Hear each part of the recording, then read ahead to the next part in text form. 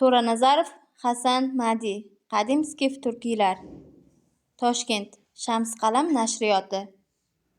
Tarixdan ma'lumki, o'zbek millati 92 turkiy qabiladan iborat va bu qabilalar Markaziy Osiyo xalqlarining ham tarkibini tashkil qiladi.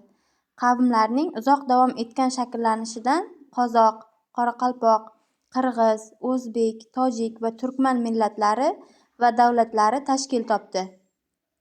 Bu illatlarning asl kelib chiqishi turk, forsiy va undan ham oldingi chuqur ildiz skiflarga borib tarqaladi.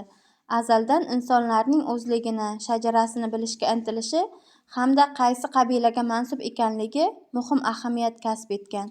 Ota-bobolarimizda 7 pushtini bilgan jannatga tushadi degan naql bejiz aytilmagan.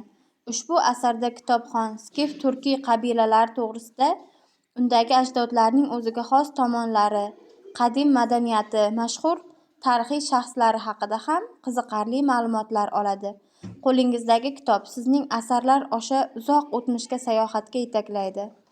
Tarix labirintlari orqali kitobxon ruhan o'sha zamon qabilalari davrasidagi hayotga tushib, ajdodlar turmush tarzidagi ko'rkam urf-odatlarga sherik bo'ladi, deya ishonamiz. Bundan har bir kishi cheksiz ma'naviy, ruhiy madad olib, olis moziyda qolgan qondoshlarning ham g'oyibona ruhlarini shod aylaydi degan umiddamiz. Har qanday ma'rifatli, pok, halol inson o'zini o'zi chuqur bilishi, tarbiyalashi, o'zgartirishi darkor. Bunga u avvalo o'zining kimligini anglashi hamda ajdodlari, xalqi, vatani haqida yetarli bilimga ega bo'lishi orqali erishadi.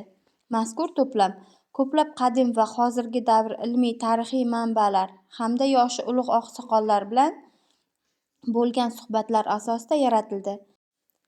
Asar Markaziy Osiyo xalqlari keng kitobxonlari ommasiga bu bilimlarni olishga yaqindan yordam berishiga ishonamiz.